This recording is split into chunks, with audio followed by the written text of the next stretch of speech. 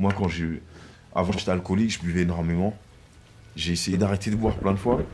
Mais après essai, il y a 3 ans et demi, j'ai demandé à Dieu, en fait. Et j'ai prié, j'ai dit, donne-moi le dégoût. Donne-moi le dégoût de l'alcool et de l'ivresse. Et du jour au lendemain, j'ai arrêté. Du jour au lendemain, le lendemain, je me suis réveillé. J'avais plus envie.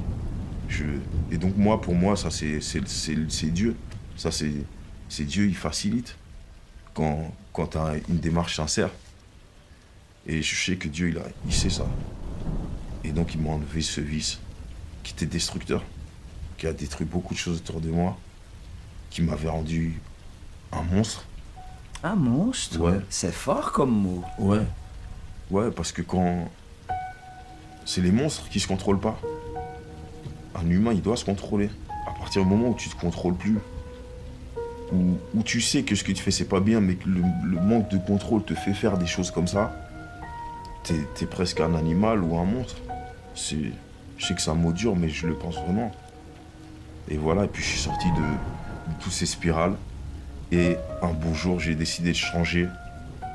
J'étais toujours sourcils froncés. J'étais toujours sur la défensive, tout ça. Et puis un beau jour, ça s'est éclairé, j'ai arrêté. Et tout s'est arrangé.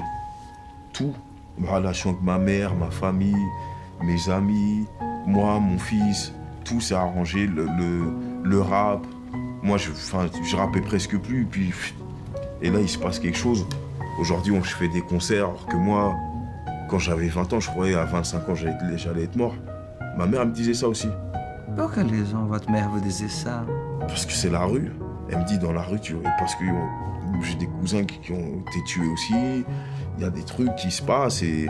Quand vous dites des trucs, c'est quoi? Des trucs qui se passent dans la rue, c'est quoi?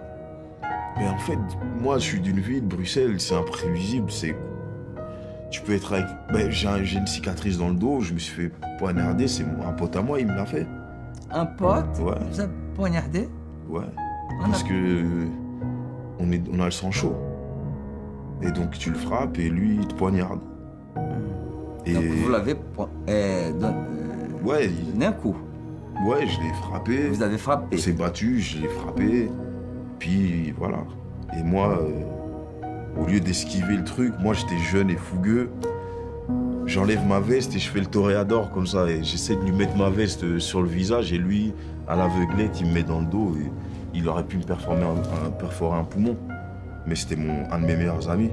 Ça veut dire qu'on est des gens, on a tellement le feu en nous qu'on est en constante pression. Que ce soit avec des étrangers ou des amis, ça peut partir très vite. Donc, un désaccord, qu'est-ce qui se passe? On se lève et ça part. C'était ça à l'époque.